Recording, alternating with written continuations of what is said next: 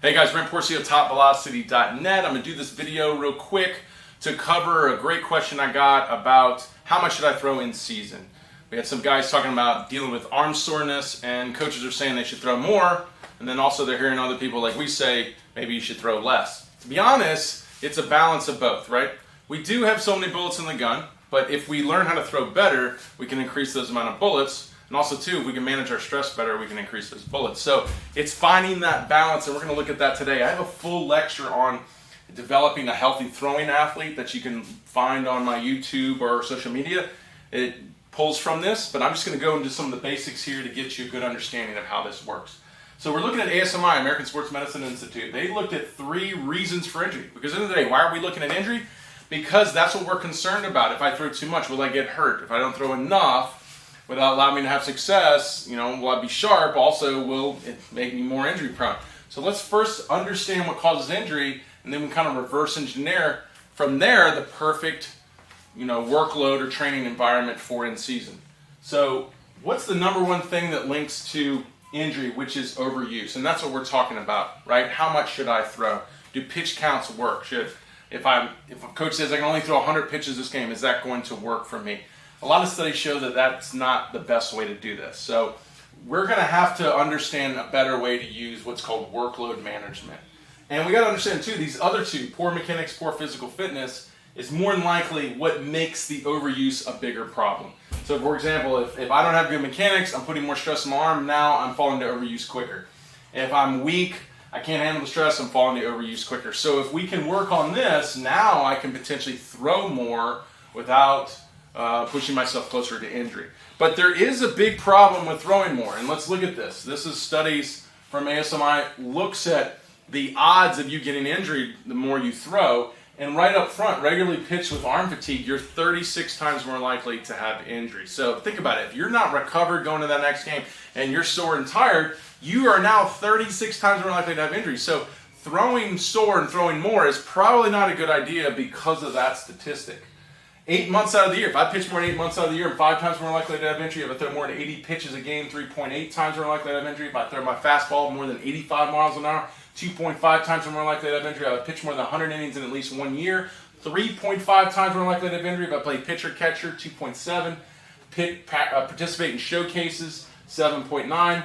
If I play in concurrent leagues, 5.3 times more likely to have injury. If I play travel ball, 4.8 times more likely to have injury. Obviously, there's enough evidence showing if I throw more and I throw too much, I'm going to get injured. So we do have to understand how to manage this, and that's called workload management. This physical therapist, Samir, laid out this understanding of workload management. Like I said, pitch counts isn't enough because, if you say everyone can't throw more than 100 pitches, well, we don't know when they threw their last outing. We don't know if they're coming in tired. We don't know how great their mechanics are, how strong they are, yada, yada, yada.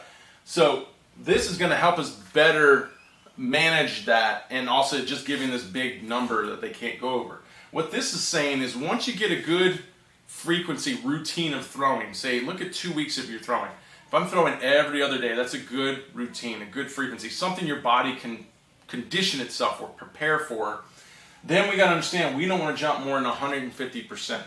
So 1.5 ratio, or what's called acute to chronic workload ratio, puts us into this danger zone. We're more prone to injury once we go above that. Meaning, if I got that good frequency going of throwing, and all of a sudden I threw 100 pitches one outing, I go through my bullpens, and I come around for the next week, and I throw 150 pitches, now I'm putting myself at a higher level of trauma, better chance of injury.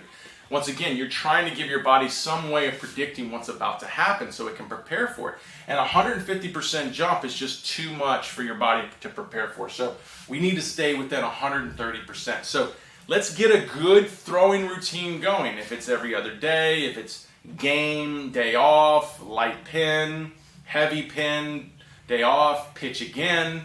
Let's make sure if we took that chunk as our throwing volume, let's next week don't jump more than 130%. That's a good way to manage this out. That's called workload management. But once again, it's going to help, but it's not going to do everything because we have to look at those other 2 issues, the mechanics and the physical fitness. If we look at the mechanics, for example, this study says if I have poor timing between the pelvis and trunk rotation, not only will my ball velocity go down, but my arm stress, my arm torques will go up. So, and we know studies show that if your arm torques go up, you're more prone to injury. And more than likely, the reason your arm torques go up because when you don't use the kinetic chain well, you have to overcompensate at the end, which forces your arm stress to go up. So we got to get better at using the kinetic chain. So think about that. Not only if you stay within the 130% of the workload ratio jump, but you continue to work on enhancing the kinetic chain, now you're putting more bullets in your gun and you can handle more load, because you're probably going to get to a point where you might not be able to go, say, above 80 pitches or 100 pitches because your arm starts to really break down and starts to have a lot of soreness, a lot of pain. Well, you could do that perfect workload ratio, but you just can't get above it. That's because you don't have the physical fitness and you don't have the good mechanics. That's why those are so essential. This one's looking at if you come into season, studies show, weak and not strong in your upper body, you are more prone to injury in season. So physically, we have to be in shape to handle this. And this study showed that it's not just in the arm care, it's got to be in the hip care. I would also say in the core care, total body care, because this showed that pitchers that were more inflexible and weak in their hips were more prone to upper body injuries as well. And that's just a quick overview. We go way in depth about more of how this works. But if we don't go back to those three problems, overuse, poor mechanics, poor physical fitness, and address it from there, then we are going to have a harder time keeping ourselves healthy through the season. And if you're not in the off season working to build the workload management, put in the good mechanics, and develop your body physically to handle it, then your season, you're trying to do that and it's not the right time. Your season should be a place to maintain that. So make sure you build this in your off season. That's what we do with TopVelocity with the 3X programs.